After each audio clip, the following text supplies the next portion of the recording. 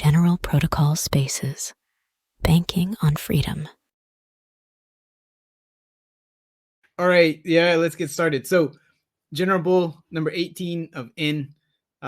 We thought maybe interesting topic would be growing a community. That's something that you, Jeremy, our guest today, has worked a lot on, very specifically, and I think with some strategy and tactics to it. So I think that would be a good topic. But then also, of course, we have so many things going on in BCH that are worth talking about that I'm sure we'll get onto a lot of other different things. So for most of our viewers, probably Jeremy, the Bitcoin Cash podcast needs no introduction, but welcome. And anything you wanted to start off with, Jeremy?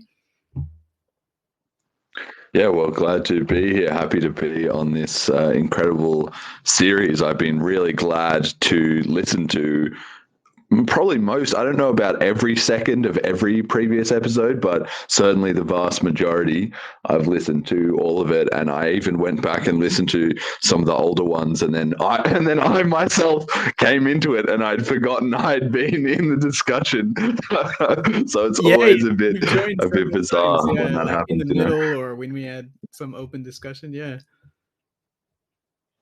Yeah, I mean, probably the first thing to start with is that, I mean, we're here talking about growing a community and sort of marketing and, social influence and that kind of thing. But I think it's kind of strange because I don't have any background in that. Literally nothing. Yeah. I've never been involved in marketing or promoting or sales in any of my professional stuff I've done. I've never, nothing like that. So it is all very new to me, and I'm certainly learning as I go along. But I think the reason that I've been able to get with, to the point where I am is, firstly, that obviously I love Bitcoin and I know a lot about it and the history, and so I can put a lot of that passion into it. So I think that's very helpful, and anybody else who has the passion and the drive to do the same. We have Ray here on the space as well. He's the same. He's just so passionate and loves it so much, and that really comes through in his content. So I think, especially being as sort of niche as BCH is, even within crypto, which is a bit of a niche worldwide, passion can carry you a long way, and just sticking at it for a long time. So I think that's the first thing, and I really understand the crypto community and the BCH community in particular in a way that is maybe a little harder to do, or it was harder to do. Like back when I started at the start of 2021, like, you really needed to understand that the community was a bit salty and a bit run down, and people were a bit burnt out from all the civil wars and stuff like that, but they were actually very principled and reliable and resilient, and those things were hard to see. Now it's much easier. I think people can come in and there'll be a more positive spin on things and so forth. But I mean, now that I think of it, maybe I do have a background in marketing somewhat, because I did a lot of parties at university. So I guess that would be counts. My training, such as it was. Paying attention to people, and seeing what people like. Oh man, yeah, I can super identify with what you said about the passion carrying you a long way, because I mean, that's to some degree the nature of being an entrepreneur. And I think anybody leading the way in Bitcoin Cash, like an actual decentralized ecosystem, not just in name, but an actual decentralized ecosystem, yeah, you end up wearing all kinds of hats to make things happen, stuff that you've never thought you would ever be doing.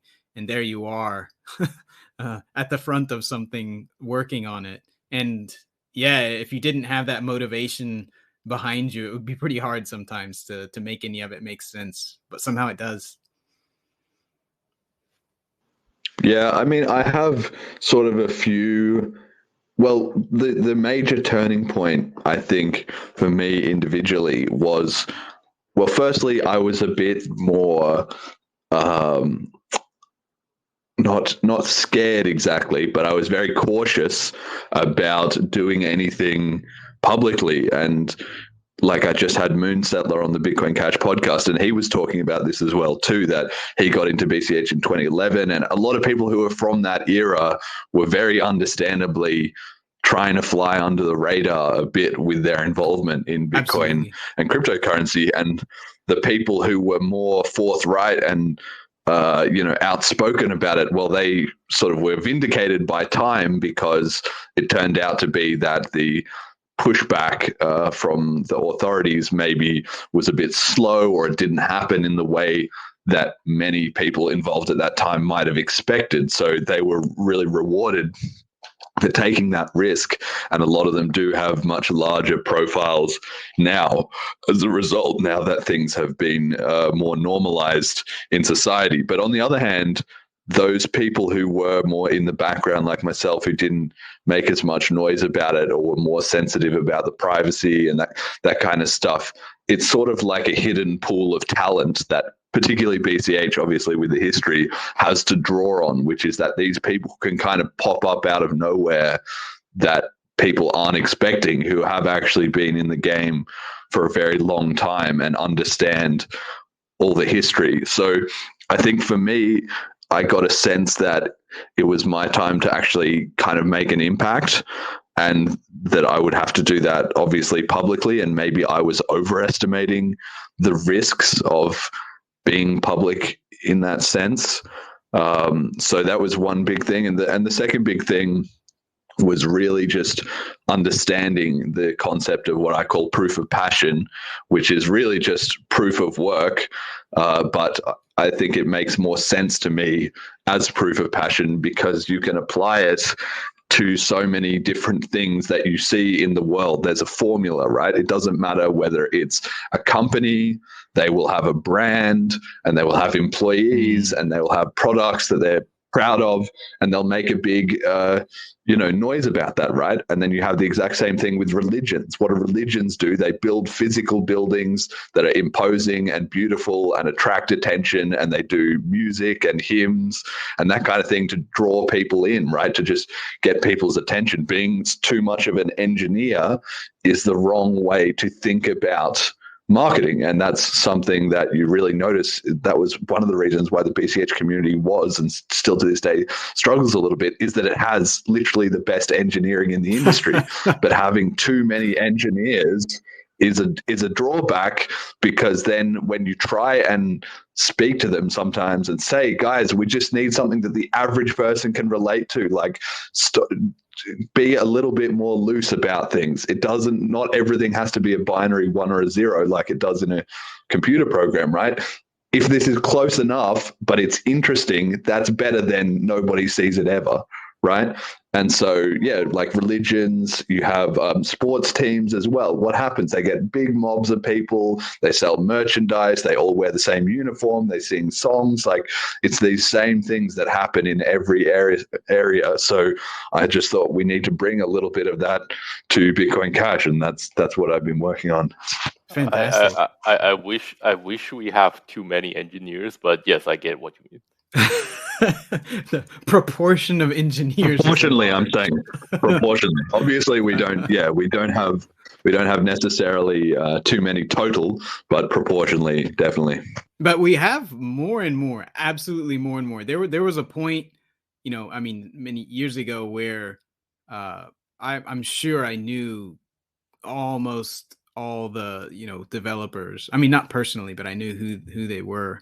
At least their accounts. But now it's just, okay, there's a bunch of people working on things. I don't know everybody anymore, for sure.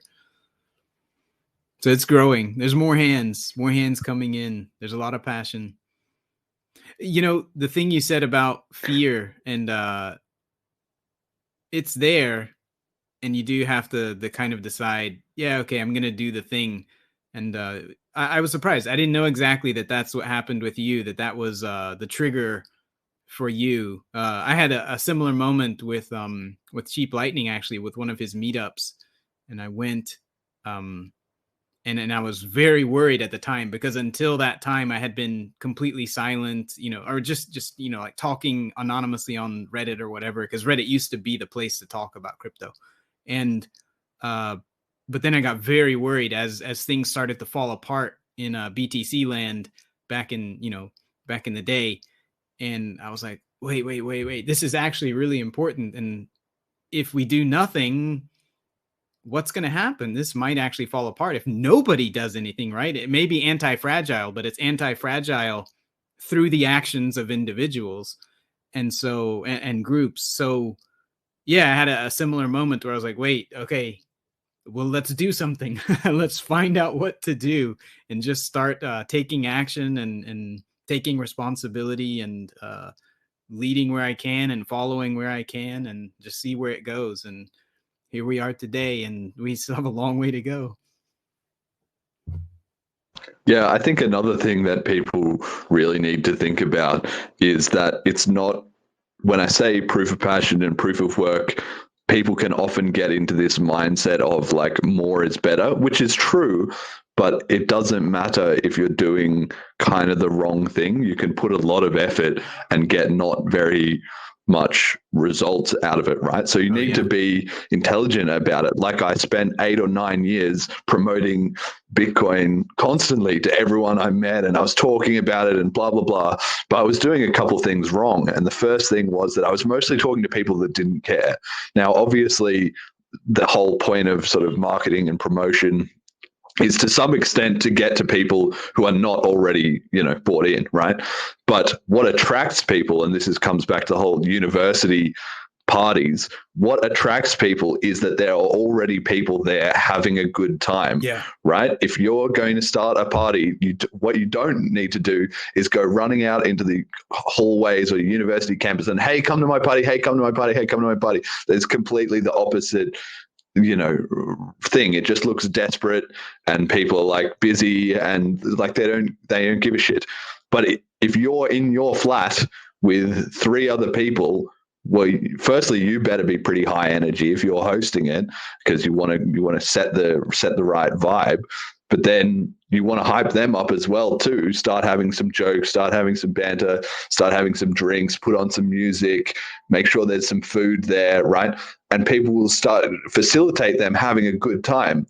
And once you do that through the sort of magic osmosis of the world, other people will start to show up, whether they were walking down the corridor and they heard that it was going on, or whether somebody sent them a message, hey, I'm at Jeremy's, flat, it's kind of like kicking off, like come by, blah, blah, blah.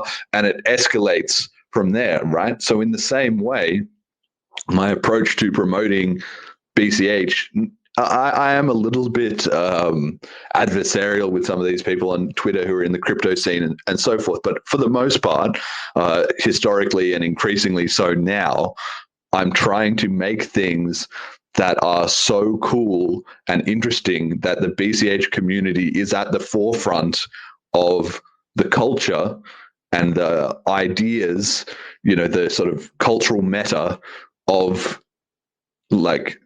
crypto Twitter specifically, but just crypto in general, right? And there's a lot of different aspects to that. So like one of the biggest compliments, I guess, that I've got, or signs that I was succeeding, was when Paul Stortz came on my show, and then a little while after that, he retweeted my 100th episode with Roger, and what he wrote was, this is like the most interesting podcast I've seen in crypto for a long time. And he's the kind of guy that knows that there's all these different shows and all these different podcasts, and people are endlessly like yapping on about crypto, but setting the bar at a higher level, like just something that you cannot get anywhere else, the sort of signal to noise ratio or the unique angle or the way that it's engaging or relevant. It's obviously difficult to do, but you have to be in that 1%, right? You have to be at the bleeding edge to start to build network effect that then builds up promotion to everyone else. And you've been doing it, yeah. And you came from, you just started, and I remember right when you started, and everybody has an opinion, everybody loves to share their ideas and so forth, and you're like, okay, yeah, just share your ideas if you want, but here we go. And you just started doing the podcast, and you just kept going, and yeah, man, you really built it up and are on a roll. It's really nice to see. Well, one thing you'll notice on that topic is obviously I am fairly opinionated myself in terms of, well, I've always just been an outspoken person generally, right? But in terms of Bitcoin, obviously I have very specific opinions. I think this is the way we should do it. I think this is the way we shouldn't do it. I think this is where certain coins are making mistakes. I think this is where the BCH community is making mistakes. And I am vocal about that. And I had to start by leaning on that a lot more.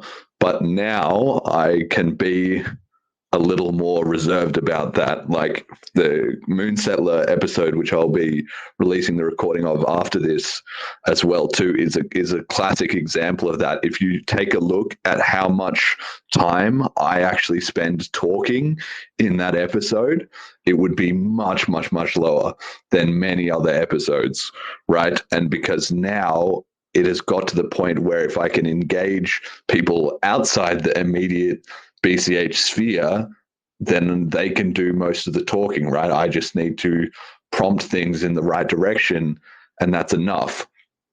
But it's important. The only reason I was able to get to that point was by being opinionated. You kind of need to take a stand. So for anybody who wants to get started in this, that's the first thing I would recommend you do, is take a stand and have an opinion and be prepared to defend it. Obviously, not everyone's going to like it. That's kind of the point.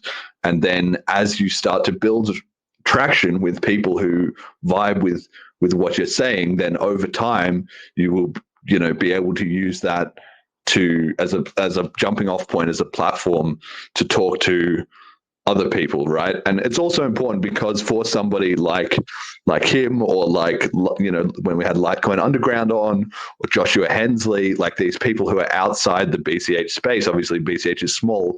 To grow it, we need to get cross-pollination with other communities. It's very important. They can only come to the show with a measure of respect if they know that I'm not going to be a pushover, right? And that's also part of what can make it interesting, because there's so much, cope and stupid narratives and people unwilling to push the envelope and stuff in the broader crypto. That's one thing I think that sets my promotional efforts apart, is that I will take a stand on stuff and not tolerate bullshit, right? And so you've got it, but there's a fine line where you need to be able to do that without necessarily offending people, or more importantly, being disrespectful, right? You need to be able to respect their opinion or understand where they're coming from without saying agree to disagree. You need to be able to do that in a way that they understand that you're respecting them, and that they can respect that you're giving them that chance, really. And on a similar line there, I know recently you've decided, I maybe tell me if I'm saying this wrong, but you've kind of decided that it's time for you and probably for others. It sounds like that you think it's time to really, really seriously stop talking about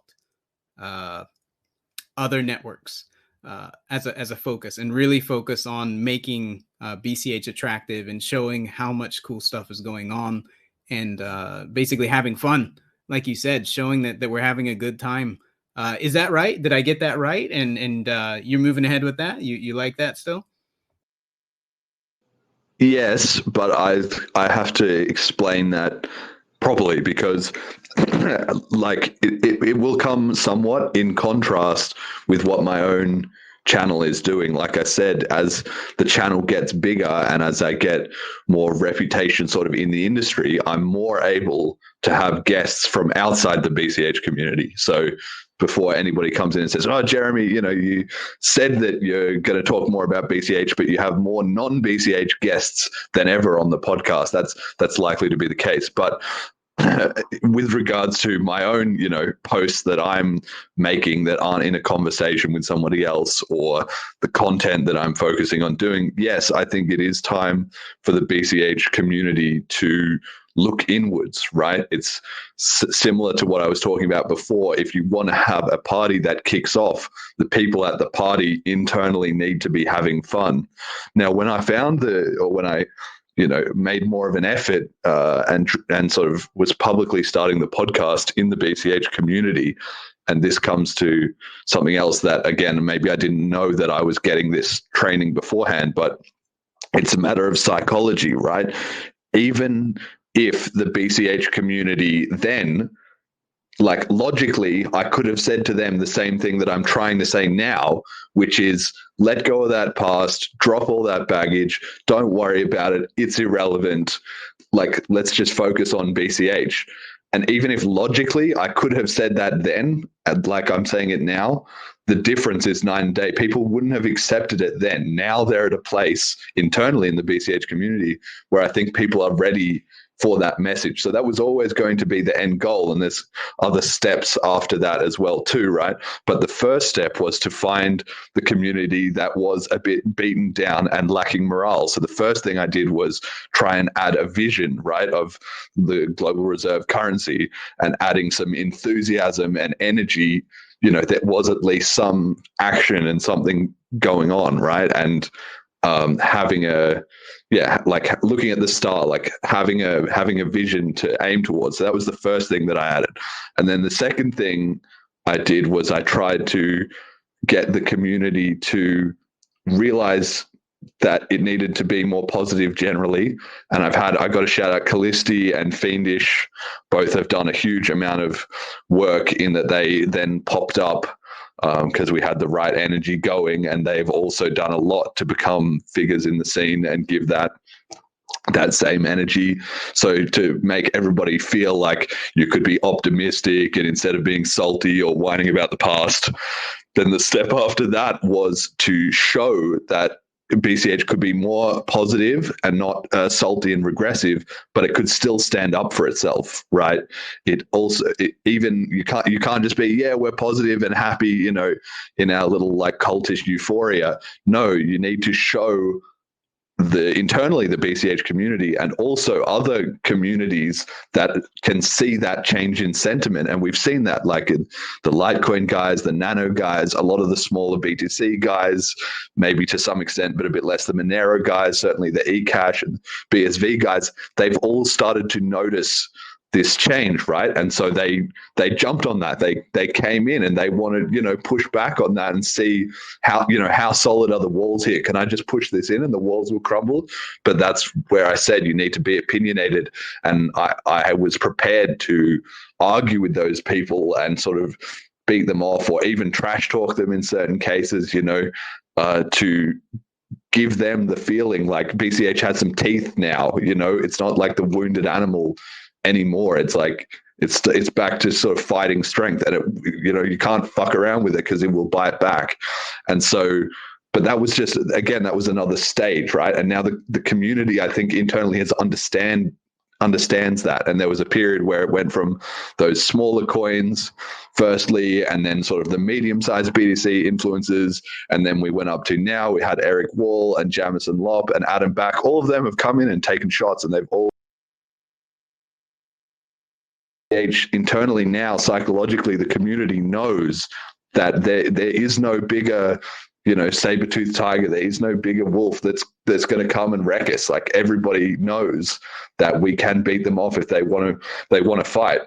But like I said, now we're getting to this stage where we need to look internally, because once you've scared away those predators, the next step is not to try and find more bigger predators to fight and be constantly in this fighting mode, because there's no need for that, right?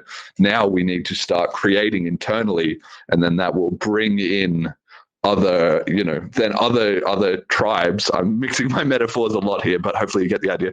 Other tribes, other parts of the ecosystem will then be drawn to us. First you have to have a military, and you have to establish, your keep, your castle. You have to build that up, and then once you've got that done, then you start establishing trade relations with nearby areas, and they see the prosperity, and then they come and they want to settle in your area, right?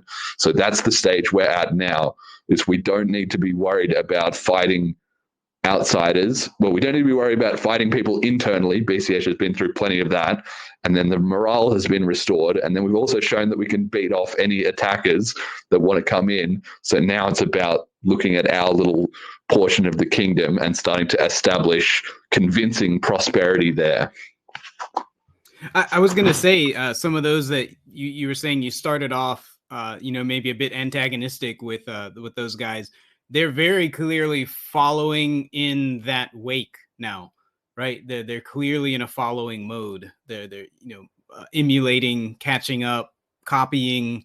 It's very interesting to see it. So what you're saying, yeah, it's happening. I've seen it myself. It's very cool. I don't know if how much of this that you were looking ahead and saw, and how much of it you're figuring out along the way, but yeah, you make a convincing case. Well, honestly, I don't know the specifics, but I know the generalities. I know it's like a story, like a book, that I've already read, that everybody else is on page, chapter, like the people in the BCH community might be on like chapter 5, and people who are no coiners are on chapter 0 or the prologue or whatever, right? But I know I know what's in each of the chapters essentially, and I know where it's going, and that's why I started with the, following Bitcoin Cash on its rise to global reserve currency. That's the last page of the book. And if a lot of stories, a lot of narratives, especially you'll see, or a lot of movies as well too, like Inception comes to my mind, but loads of others, the first scene is something that is at the end of the movie, but without the context. And you see that, Leo DiCaprio, he washes up on the beach and he goes to Saito and he says, "Let's be young men again," right?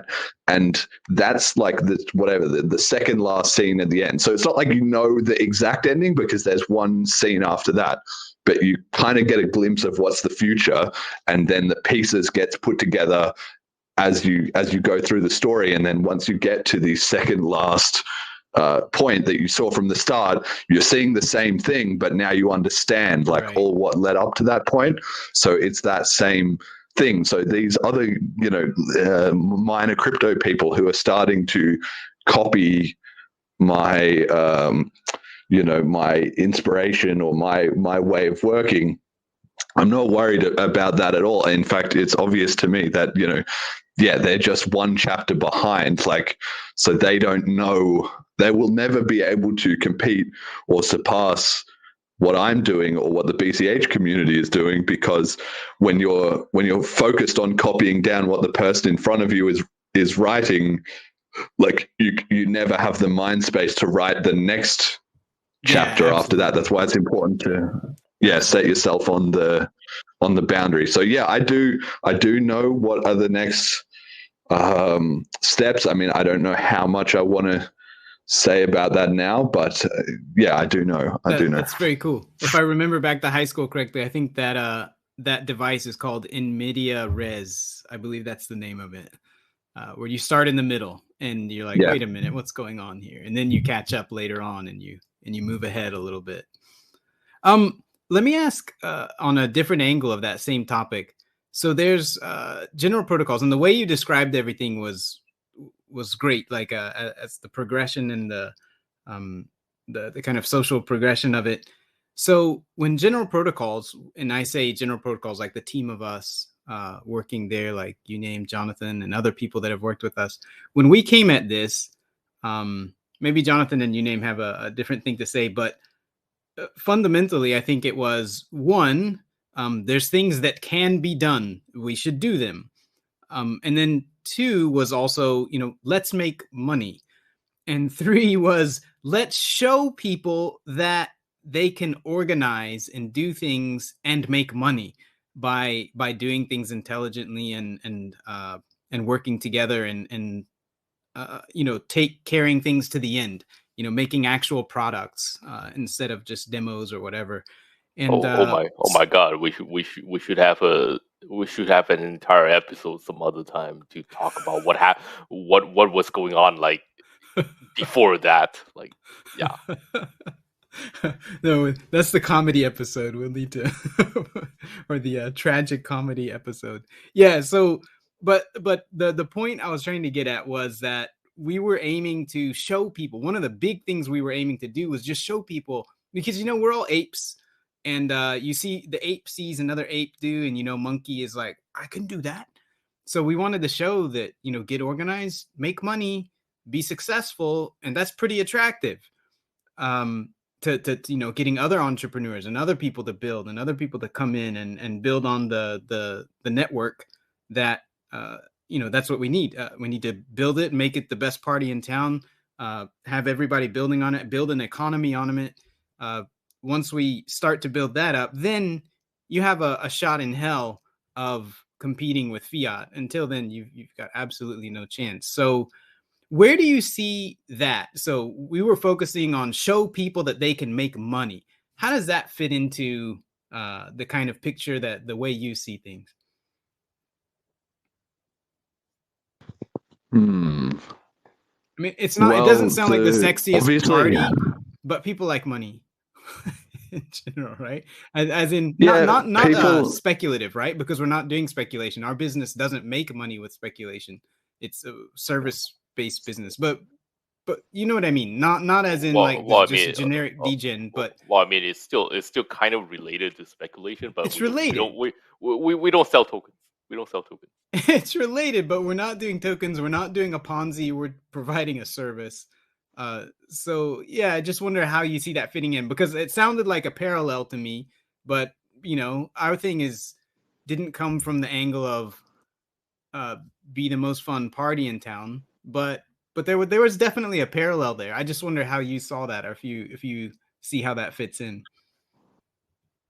Well, I think I'm more with Uname on this. Like, I think BCH, Bull, and any hedge and stuff, it is about speculation. And you'll notice also Cauldron and BCH Guru, right? There's the three amazing projects that the BCH community has now, and they're all about prices and trading and so forth. So to me, because when I started the podcast, that was basically the one good thing coming down the pipeline was any hedge, right?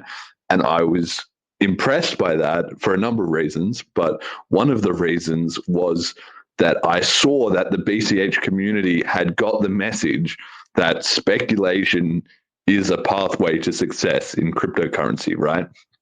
Because you have all of the other coins that had been doing that and all the ICOs and the pump and dump and all this nonsense. And the BCH community was stuck in its ways of no, we're the real crypto that you just use as cash, and you just go to a merchant and you buy a sandwich, and there's no scheming or no speculations or no Ponzi's allowed here.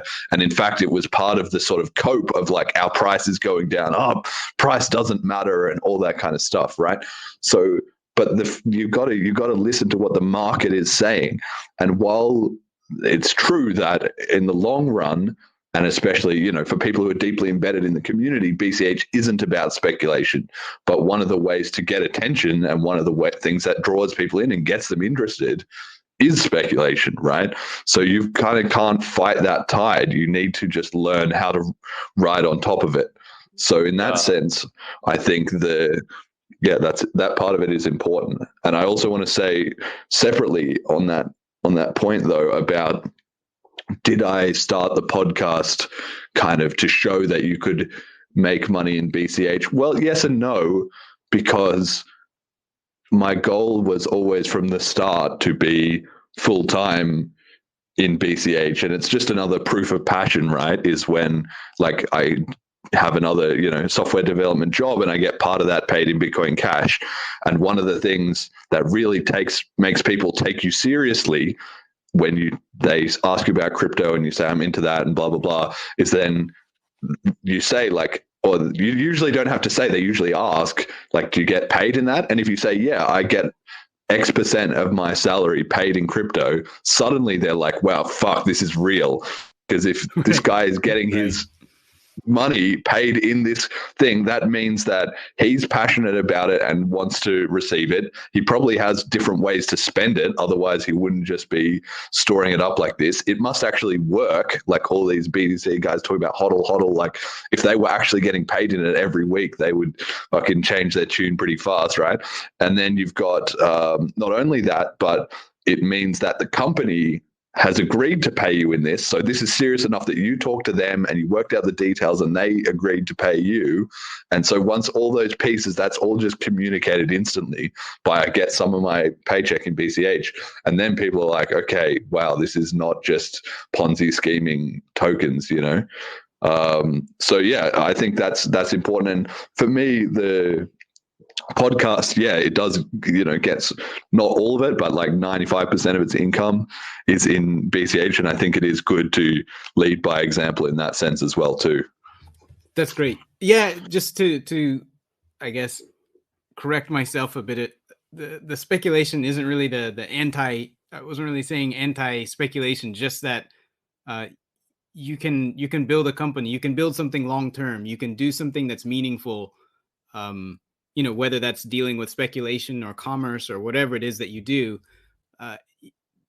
The Ponzi is not the only route to success, and even if it involves speculation, that doesn't mean that it has to be something that is underhanded, I guess is what I wanted to say. Although that looks fun from the outside a bit, but yeah, people get burned with that stuff.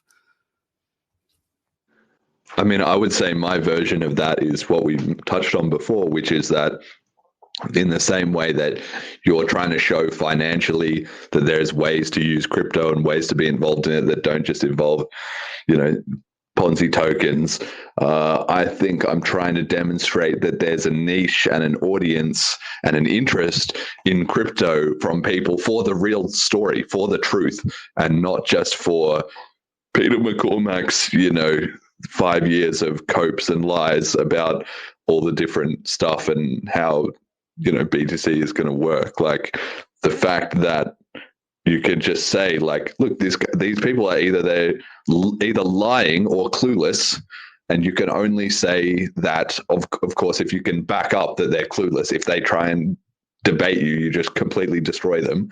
But given that, yeah, that's what I'm trying to do as well too, is show, because it's about setting the bar and the standard. I was so surprised that was missing from crypto, but that's, you know, humans are herd animals, and that's just the way it is right now, right? But once, as my show grows in prominence, you will see a realignment, like we touched on before. Already we've seen it from these other smaller coins that are more paying attention to BCH, but some of those larger channels are going to really start to feel the heat once people are popping up in their comments with the sort of stories and ideas or questions, or, you know, what about this guest or this interview on the Bitcoin Cash podcast, or something that they just cannot ignore it forever, right? The truth speaks very, very loudly, and that, like the opposite, that will start to resonate. Like the opposite of what we got in the past, where we're just constantly flooded with, you know, bad framing and incorrect understanding and so forth in BCH ecosystem. That was a very exhausting number of years where it was just a constant flood of misinformation and wrong stuff about BCH. And yeah, that's fantastic to see that turning around. But that's not an accident. Oh yeah, it wasn't an accident. It's important to understand. Yeah. Obviously, it wasn't an accident. You know, a lot of it was deliberately planned, but I mean that wasn't an accident in the sense that the community was being overwhelmed by it, right? It's not really the case that the BCH community is so much more larger or influential or richer or whatever than it was 4 years ago. The difference is in the approach. Like, you might have had, you know, my approach to combating and destroying that misinformation is very different than what was being done about it then, which was mostly just responding with copes and just arguing with bots on Reddit and so forth. Like, that's not going to change the game. That's not gonna win the battle, right? One of the ways I usually think about it is, you know, it's like in a military war or something like that. You know, you can have 100,000 swordsmen, but I would rather have 10 guys with sniper rifles than 100,000 swordsmen, right? And I would rather have one stealth fighter jet than 10 guys with snipers, right? When you start thinking exponentially, you realize I don't need loads of resources, or I just need the best tech, as it were. I just need the highest level of understanding, and then I can have exponential impact against an opponent that has supposedly vastly more forces or resources or whatever, right? So that's when you say that things have changed now and we've beaten off a lot of that spent. Well, partly it's just that time is carrying on and lies and FUD, doesn't last over time. That's one thing. But the real change is the fact that the way I and the community as a whole is fighting back against that is exponentially more effective than it was at that time, and that's not an accident. Yeah. Now, I will say though that that there is a huge difference, and that's the things that have been built in the meantime that kind of provide a platform of evidence that you can stand on when you're standing up tall, and you can say, look, we're not making this up, right? We knew in the past all these things were possible. It was all theoretically there. We knew what Bitcoin was capable of. We knew how much you could do as a P2P money system, et cetera. We knew how powerful it was, but we didn't have the evidence because all that shit had been derailed, right? Since like many years before. And so there was very little to actually stand on. So I think there is a bit of a difference where things are building on top of themselves, right? Like once you have a platform of evidence to stand on, it gets a lot easier to have confidence, and for more people to have confidence that, hey, this is actually working. This is going somewhere. So yeah, I think it all is building all aspects of it. I mean, I see what you're saying. I do agree with that, and I think it's just taken because the basically the meta narrative of crypto, right, was that once the small block takeover happened in BTC, their story, won out one way or another. And it was, don't worry, guys, we're going to have Lightning Network. We're going to scale it, blah, blah, blah, blah, blah, right? They were essentially like, we're going to be the global reserve currency, same as I say, except they just didn't clarify it that much with Lightning Network. And then it just took several bull runs for everybody to realize, one, no fix is coming, two, the Lightning Network sucks, and three, once fees go up, people ditch the network. Like that was really obvious to me and a lot of people in BCH from the beginning, right? But a lot of other people had to get burnt by the reality of that before they kind of finally got the point about that. Yeah. And so then what happened as a result was then everybody thought, okay, maybe Bitcoin is broken. These Ethereum guys, like the momentum that should have gone to Bitcoin Cash, but didn't because of the propaganda largely, went to Ethereum. And everybody was like, right, Ethereum, they had a strong big block narrative. And they've, of course, now tried to rewrite that. And I've argued with the Bankless guys about this a couple of times on Twitter, but they literally were like, no, we're going to scale on chain, we're going to blah, blah, blah, and then they got so much, they were creative and interesting, and they were pushing it's that same thing about pushing the meta forward. They were on the edge of the crypto meta. And so all the clout and all the traffic and stuff all piled into them from about 2018 to 2021, right? They got a huge surge of traction and everything was going great, but then they have run into their problems with the account model. The EVM doesn't scale in the same way that the UTXO model does. That was something that the BCH community knew from the beginning, but literally everybody else, even in the crypto scene in general, is having to learn by experience and finally wake up to, maybe the Bitcoin Cash guys, like in hindsight, they will completely reframe and realign in their own minds, like probably without even acknowledging it. Oh, obviously. Like it will be one of those. Everyone knew that. Yeah, everybody knew that the UTXO model was right. Everybody knew that large, like a block size increase was obvious. We're already at that point, basically, right? And it'll just be everybody knew the account model was, had scaling limitations. Of course, nobody did. That's why they all weren't in BCH. But once things have progressed a little further, everybody will know that, in quotation marks. Let me ask a little bit higher level question. So I wonder how you see this this concept, right, of the decentralized organization, the decentralized brain. That if you look at Bitcoin Cash, it's one of the very few real decentralized ecosystems where there's a lot of things going on. There's no king, there's no director, there's no president running the thing. But a lot is going on, and there's a growing amount of coordination among the people in the ecosystem. And they don't have to work under one banner. They can work under this banner today and that banner tomorrow. But there are banners, like, right? Banners are going up. Like, how do you see that? Do you think that's a kind of a valid metaphor to looking at things and something to kind of aim for? You know, looking for, hey, we need somebody, a leader, to put up a banner over here. Like, this shit needs to get done, and somebody needs to do that. And you know, the someone problem, and you know, someone does step up and turn that into an active strength of the BCH ecosystem, as opposed to, you know, like a void, a gap, something that we don't have. Do you see that as a kind of valid metaphor for how things are developing? I've got two thoughts to it. I don't know about thinking of it as a brain. I'm not sure that I'm, you know, sold on that imagery, but I think that the network effect, everybody in crypto is always yammering on ceaselessly about the network effect and how, you know, more people exponentially explodes the amount of connections in the network effect.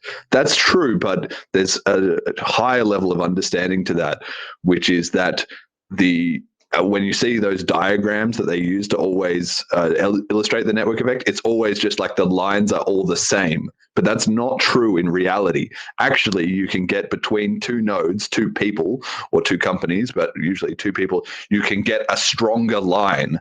So if you have a small graph, a network of 10 people, but the lines are very thick, there's a lot of informational bandwidth, there's a lot of trust between those people, the amount of value you can create and the strength of that network is insane.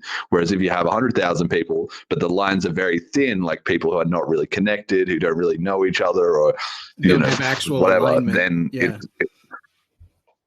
Yeah, exactly. If they're all kind of slightly fragmented or whatever, then the network effect is not comparable in that sense. So that's part of why at the moment I'm trying to get the community to think internally, you know, think inside the house. Like, you don't necessarily need to go and add 10 new people to the BCH network effect. No, there's already plenty of passionate, intelligent, you know, hardworking people here. You need to start teaming up with those people and facilitating that as much as you can. And the fact of doing that will create those larger sort of pipelines between you and the other nodes, and that will create economic activity and also excitement, which will then join in, you know, drag people in at the edges of the network graph. So that's the way to think about that. And I had a second point about this, but I've kind of forgotten what it was. Go ahead. You want a second to think about it, or I could bring out an example here.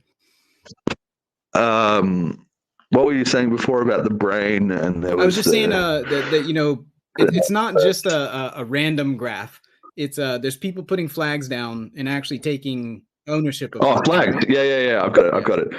Okay, all right. So yeah, when it comes to the flags and like the Bitcoin Cash podcast as a brand, General Protocols as a brand, that kind of thing, I highly encourage people to think carefully about that kind of a brand or an image and to start it.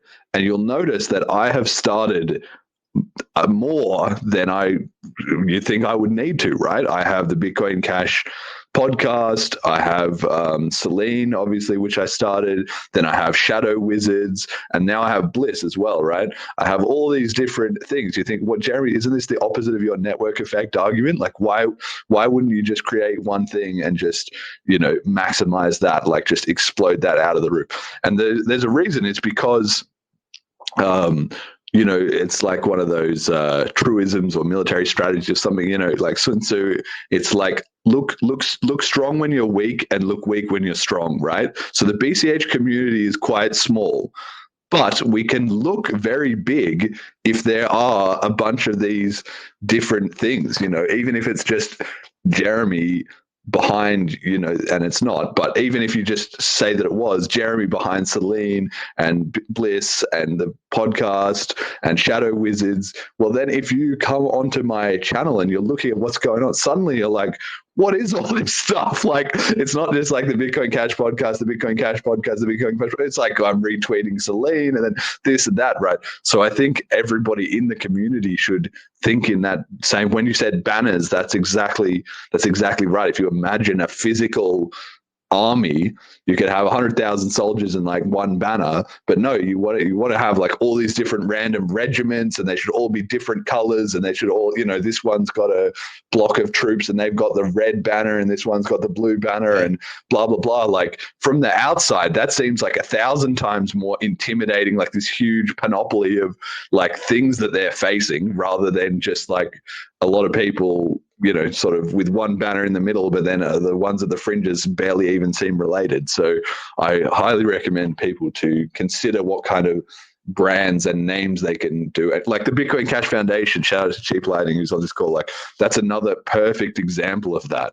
It's like that we need a lot more of that. All right. Yeah. Okay. Yeah. That's great. So the example I was going to say was the difference between, obviously, history moves on and opportunities come and go, but the difference, one example of a difference between somebody working on a great idea, like say they've got a great idea and they're like, look, I've done this thing, look, it works. And people are like, oh yeah, it works. Like, the difference between that and just a handful of people coming together, like for example, with general protocols and building the demo and then taking it the next step, making a product, which took forever because we had to build all the infrastructure too. But doing that and then doing the marketing for it, going out, finding people who want to support it, finding investment and so forth, like do the whole thing. The difference between those two, with basically the same number of people, but with 3 of us working together and building an actual thing in one direction and taking it all the way, that's the difference between, like 1 BCH of commerce and like we have now, like 260,000 BCH of commerce going on. That's an example of that very tightly, those powerful networks, even if they're small, focused, aligned, dedicated network can accomplish huge things. And what I really want to say is that's an example. And like I said, we're all apes, we're all monkeys. You can do it too. And there's an incredible number of good ideas. There's a lot of bad ideas. So first, talk with some people who can help you understand if you have a good idea or not, but there's a ton of good opportunities out there. They're just sitting around. It's one of those rare times in history when great business opportunities are just sitting around. And just pick it up and do more than just the demo. Like, take it all the way, find people to work with, and even just a small group, and you can take it very far. I'm really hoping more and more people will pick up and do that. So it's just an example of that tight network that you said. I agree with that. Individuals working together that are aligned, dedicated, and tightly networked and strong trust relationships can accomplish a hell of a lot. Yeah, and I think one thing to think about that is we often get people who are sort of trying to say, we have the someone meme, like, can someone do this? Can the devs do something, kind of thing?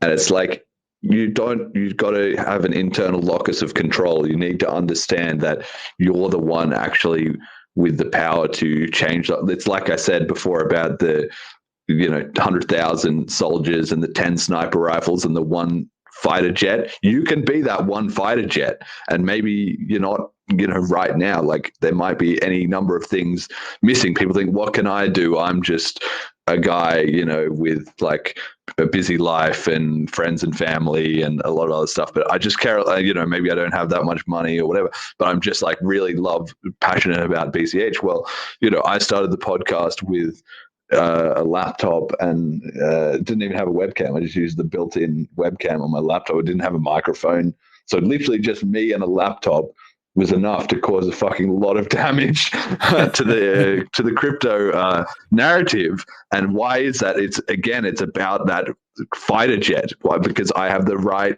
ideas and the right mentality, and I was also able to think, drop the copes, or like find ways where I'm wrong, and I just need to let go of that and just change my mind without having any ego about it.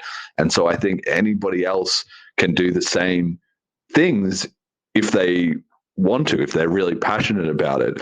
And there's different stumbling blocks for everyone, right? Because everybody has a different set of skills that they're coming in with, a different, network, a different approach to the world. So everybody's methodology will be different in some ways, but some things are universal, which is, like I said, proof of passion. Lindy, just doing things for a long time. Gradually, you'll start to figure things out. If you give up too early, then that's the end of that. And people will know you. Learning from people right? who are better than you. Yeah, that's right. Exactly. Yeah. You slowly build up trust and reputation. What was I saying there? Yeah. So it just really comes down to learning from people who are better than you. So if you can't just look at the results, like one guy is in the NBA and one guy is on his court at home. Like, what are they doing differently? And you need to strip away all the flashy lights and the crowd and the stadium and so forth, and just think, what is the difference between those two guys? Okay, the guy who's in the NBA, he used to be that guy at his backyard shooting hoops. But the thing was, instead of just shooting hoops randomly for half an hour every day. Well, firstly, he took it fucking seriously and he did it 6 hours a day. And then secondly, he learned what was the correct shot technique that you can do with your hand. And then I played a lot of basketball growing up, so I know about this, right? And there's a certain flick to your wrist and stuff like that. So instead of just lobbing the ball up endlessly, hoping to get it right, instead he went online and he looked up what's the correct shot technique, and he started burning that into his brain and practice it over and over until he could do it, right? And that same thing, that same idea you can apply to all the hundreds of different parts of learning to play basketball, right? The exact same thing is true of building a cryptocurrency platform or company or anything like that. Is you need to look at what are people doing in the space who are better than you, who have more influence, who have more money, who have more reach, who have, cooler stuff, who have better technology, whatever it is. And you need to get good at stripping away in your mind. Because if you sit there and think about it for long enough, you will be able to figure out, okay, if I just take away the 100,000 Twitter followers, or I take away the flashy branding. They didn't start with that stuff. They've got that stuff now. And it's not to say that there isn't a progression. So what you need at each level is different. And this is something that I think about in terms of I've played a lot of video games, right? I've been doing shout out to A Fifth of Gaming and StarCraft 2, right? But it's common in a lot of video games is there's a ladder system, right? And I guess it's the same as the NBA. I'm just all over the place. But anyway, the point is at each level, the strategies that get you to the next level are different. What happens is people who are at the low tiers at their home courts, they say, I can't beat the guy that is in Bronze League, right? And I watched this stream of the guy who's in the fucking pro leagues, and I tried his strategy, but his strategy didn't work. Why not? Well, there's two reasons. Firstly is that guy's execution level is fucking way higher than yours. So it wasn't really the strategy that was broken. It was just that you can't do things as fast and efficiently and effectively, intelligently as he can. So that was the first difference. But the second difference is if he was playing at your level, he wouldn't play how he plays against the pros. He would play just slightly better than the Bronze League people he is playing against, because they might do all kinds of weird, stupid stuff that the pro strategies don't work against. But he has been at that level and he's seen those things and he knows how to fight those battles at that level. So you don't need to look at the guy who's at the end of the road and copy him. You need to get a little bit good at looking at who are the people who are one step ahead of me and what's the difference. Because if I do the things they do, I will level up from where I am into their level, and then you pick the next person and the next person, right? And that's how you do it. Because if you get too lost thinking, well, I'm not a multi-millionaire with hundreds of millions of Instagram followers and connections to all the top people in the industry and stuff like that, you're trying to play the game at a level you're not ready for. Nice. That I'd say also, though, there's another angle to that, which is in such an early ecosystem where things are still being developed and there's a lot of open opportunity. When you look at things and you're like, oh, I have these skills and these skills, nobody's doing something like that. it's not necessarily true, but you should also think, wait, does that mean there's an opportunity that these skills I have can be used, and I might be able to plant one of those banners and create one of those? So yeah, also have a thought whether the fact that nobody else is doing what you're doing might mean that there's just a big opportunity for you to establish yourself and establish a space for yourself. So yeah, have both. Look at what others are doing, but also think whether there might just be a big open opportunity, because those kind of chances don't come along very often, and this is one of those times where they are actually available. Like what General Protocols and BCH Bull has done. If there was already a huge economy, it would have been very hard for us to come in and do what we did. But there's just a lot of open opportunity, so we're able to do it. Yeah, I sort of, I mean, you're right. You're right. I'm not saying that you're wrong, but I see it as the skills you already have. You don't need to, at least obviously everyone's different, right? But in my model, in my approach, you don't need to worry about the skills that you already have. Why not? Because you already have them, right? You've already gained them through your way through the world, or your professional experience, or your previous interests, or whatever it has. And those things will work their way into what you're doing without effort. Like, for instance, with the podcast, right? Now I have Celine, and I also make rap music, right? And why was that? Well, when I was 10 years old, I was listening to Eminem CDs on a CD Walkman, right? And so that was just in the back of my mind. I have like sort of tried to work on my rap delivery and, flow and all that sort of stuff to try and make that good. And I will make that better in the future. But I didn't, when I was like starting the podcast, I didn't need to attack the things that I was already actually pretty good at. Those will just mix their way into what you're doing and make it unique and creative. By default, it'll just come to you and you'll be like, I know how to do this, or let me just mix in this thing. It'll be obvious. The connections are already ready in your brain. The reason to focus on the things that you are not good at is because you need to get in a mentality of don't do your best, do what's required, right? Yeah, so sure. If you're not good enough at whatever it is, get better. Like that's the answer. It's not, oh, I tried kind of hard at this thing that I suck at. It's like, no, you're going to have to get better at that. But if you worry too much about the things you're already good at, I think that will take your time and energy and focus away from where you need it, which is working on the weakest parts of whatever you're doing, because that's going to be draining and it's going to be demotivating and it's going to suck. Nobody likes to start at the bottom of whatever they're doing. But if you can figure out what you're missing and attack that, put most of your energy in there, the stuff you already know will find its way into it without you really trying.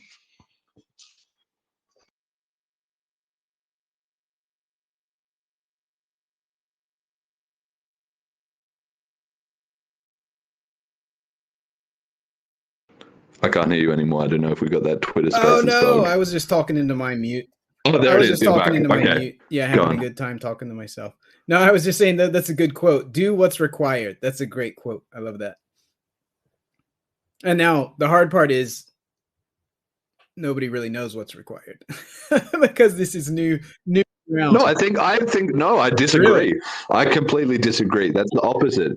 Everybody knows exactly what is required. Like, you can think about this in any area of life, right? If you go to somebody who is like overweight and out of shape and you say to them, do you look at this guy who's like shredded and fit.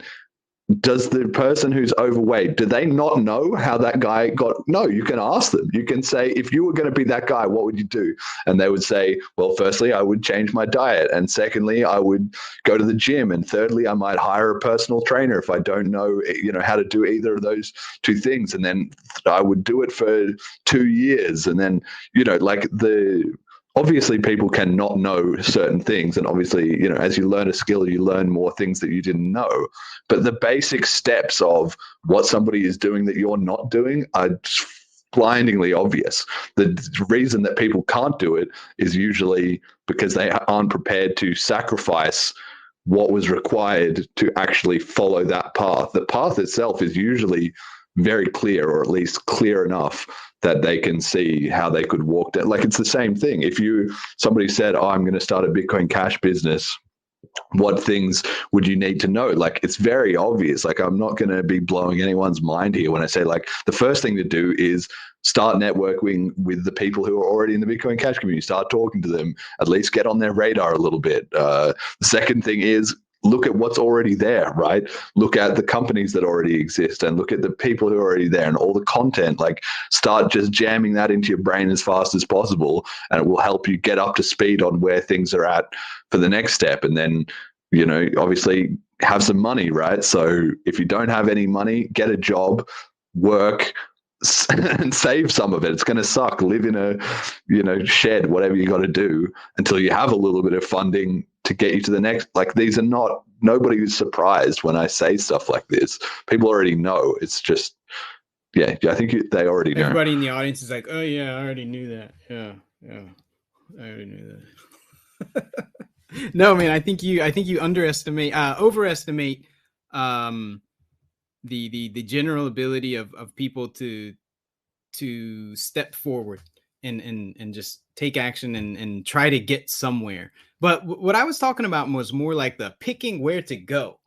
And I didn't mean that as like an individual level necessarily, but like as an ecosystem, the killer app, the server of Linux, that kind of idea. That's a little bit hard to know, like where to go. But yeah, surely getting involved and understanding the issues that are facing the people that are already making things happen, that would be an excellent step. Yeah. And figure out how to take things further, how to take things in a different direction that you think will be successful. Yeah, shouldn't be too hard to figure it out. And BCH ecosystem is very open. It's not like there's a bunch of closed barriers. It's just, everybody's out there if you really want to talk to them.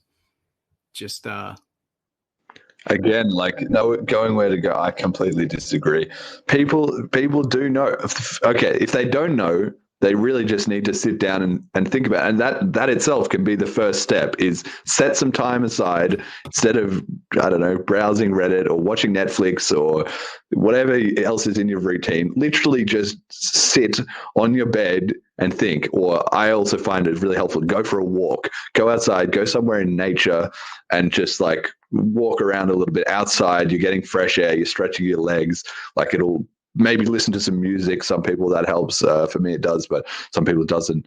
And then just walk around and just create some time where your mind can just bubble over and think about these things. And then when you say, "Oh, people don't know where is a good opportunity, where is another opportunity," that's why I already said, even if you don't have any ideas, which you will if you go do that process for long enough, and give it a while, do it, once a day for an hour a day. Like, that seems like not that big of an ask. But if you actually spend 7 hours wandering around with nothing else to occupy your mind except think about Bitcoin Cash businesses, you'll come up with at least some stuff to try pretty fast.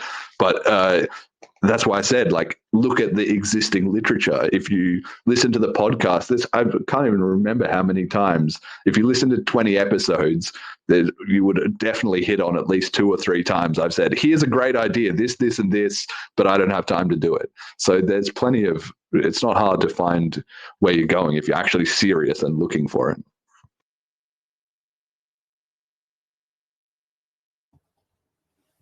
great. So I'm looking forward to the multiple killer apps coming out of your stable. Seriously.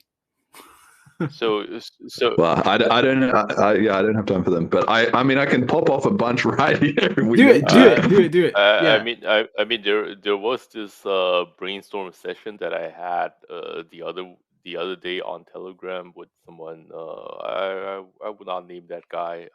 Everyone knows him, but where I found out that it might be a bit difficult to just brainstorm a killer app, but it's really easy to brainstorm No. a app and and make it unique at that.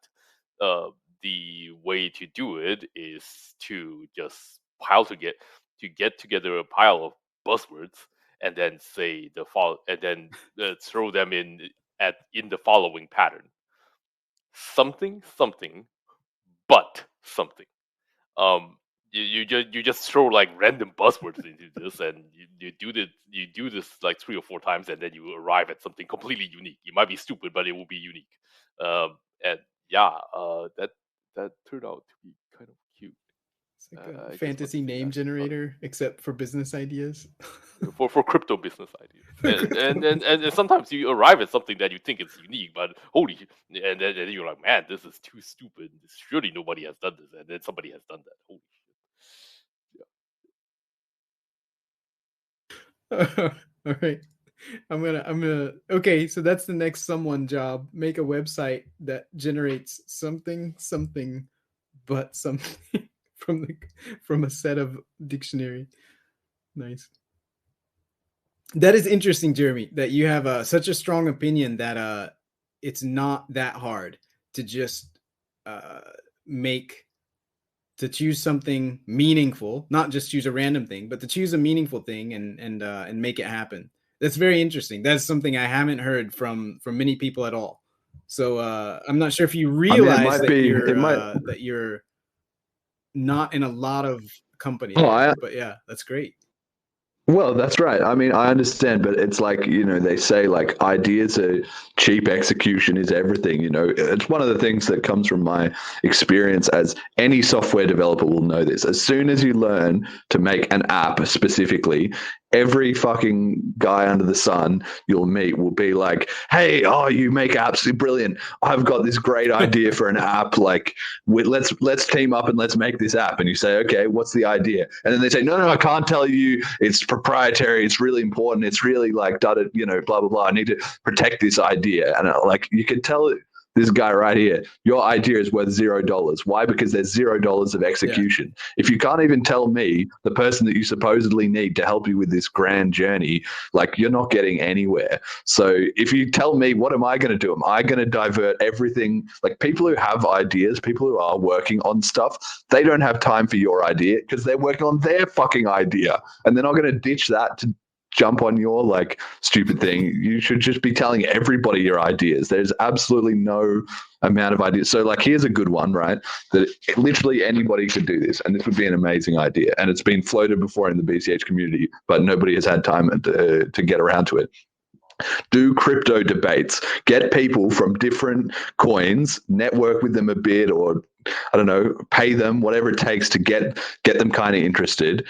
Run a Twitter space, run a YouTube channel, run a whatever, and just get person from coin A, person from coin B, yourself as the moderator, prep up a list of questions or topics or things to argue, maybe make it fun if you can, get some audience and get the Twitter poll or something going on as to who won, or maybe get people to put crypto on the line. I bet fucking $500 of BCH that I can destroy this other guy from a different coin in a debate. And then boom, you're off to the races. Start making content around that. That's like already got a viral element. It's controversial. People would be interested. It's high stakes.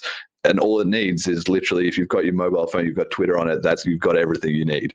So like, there you go. Go forth. Yeah, and we have Cheap Lightning here who's done that, as we were talking about, putting those banners down, making a thing happen, making sure that awareness is going on, that images and I don't mean images like brands, and the BCH image overall is like represented well and communicated clearly, and making sure all of that happens, making the news on the regular basis, all this stuff. Yeah, man, that stuff takes time to do all that, and really appreciate him picking that up and just making it all happen. And of course, you guys, all the stuff you guys are working on, you, Callisti, Jonathan has, I may agree with you. If I think about it, I have a very long list of things that I would like to do, and it's just, the best ones have risen to the top. But there's always one coming out that competes for, well, maybe we should be doing that instead. Yeah, maybe you're right. I may be coming around. So yeah, if you don't have ideas, just start listening at least. But yeah, make something happen.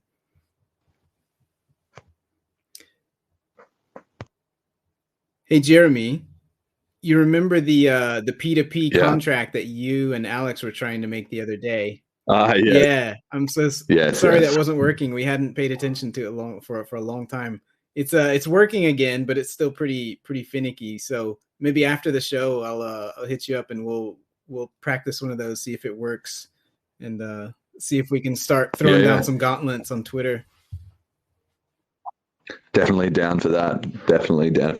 What is it again? Speculation. Brilliant. I love it. Yeah. All right. So I think that's good. We've been going for an hour 15. That's probably pretty good. I know you guys just had the meeting about the BCH Bliss conference. Do you guys, you Jonathan, want to say something? I think Jonathan fell off the speaker list somehow. I couldn't get him back up. You guys want to say something about the conference? Any new information, news about it? Well, I think just I'm going to have Jonathan on the Bitcoin Cash podcast tomorrow at 1 p.m. UTC time, 1300, to talk about everything about that. Obviously, we did the GP spaces about it last week, but we'll sort of rehash some of that and also discuss how things have developed in the last week with the project there, so people can tune into that if they're interested in the event. But see, here's another idea straight away. If you're loving BCH Bliss, you think this is pretty cool, what can you do? Go and get a ticket. Once you've got a ticket, what else can you do? You can help us market it. You can make yourself the unofficial salesperson of BCH Bliss. It's permissionless. Use some of the Jessica NFTs that we have, find some cool or interesting way to put that in a video or print it on posters and stick it around your city and shill it to whoever is within earshot, like whatever. There's a huge opportunity. And in fact, if you started doing that and you did a half decent job of it at least showed you were serious about it, then we would get in touch with you and we'd fucking help you make it 10x better, right? So yeah, I think for everybody, I really hope you're all going to come. Hopefully everybody can get a ticket and get involved, be pretty serious about that. Bliss.cash, www.bliss.cash. Go to the website and check it out. And yeah, hopefully get involved in it. And if you can't physically be there, then at least help us out with likes and retweets on the posts, or if you have any cool ideas for marketing it or whatever, just send me a message. Do it. Go.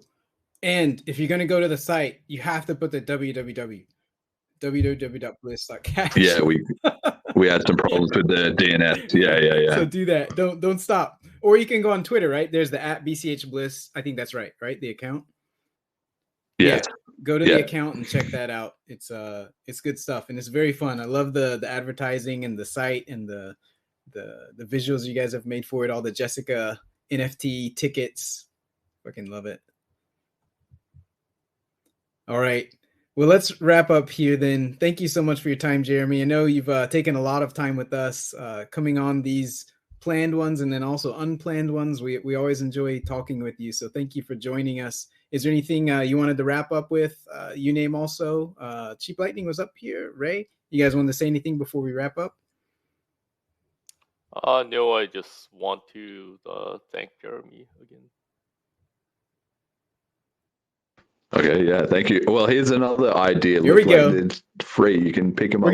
This is like the trail out. This is like the trail out music. It's just like Jeremy repeating like all these ideas. That's the music.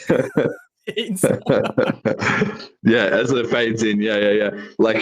You're partly missing an opportunity here with you're doing these as a Spaces format, but one of the biggest things about Spaces is getting people involved, right? So on the future ones, or even right now, get a couple of questions in there from the audience if people have them, because anybody can just request to speak and come up and ask a question. Like, you've already got the platform set up for it with the live audience, so I would recommend that.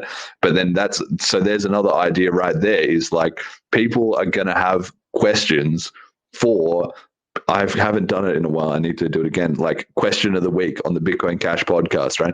People are ahead of time going to know who the guest is or what's being discussed or what have you, and they're going to have questions. Somebody could make it their job to just figure out when the next GP Spaces is, who's going to be on it, and then start rustling the grass to find out, does anybody have questions? Is there anything that specifically wants to get addressed? Compile that up into a nice format, send that to Emergent Reasons. Boom, you're going to get hired as part of their marketing team. It's obvious, yeah. Fade music. There we go. Nice. All right. Well, thank you so much, Jeremy. It's really good to talk with you. And thanks everybody for joining us. We'll put this up on YouTube soon. And if you don't like YouTube, you can use YT-DLT like a nerd to get it, like I do. And we'll also put up some shorts. We'll cut out some nice quotes from Jeremy here. He's always full of very nice quotes. So we'll catch some of those and put them up for you as well, and share some of that wisdom. Thanks, everybody. It's been very good to talk with you. Thanks, Take guys. care.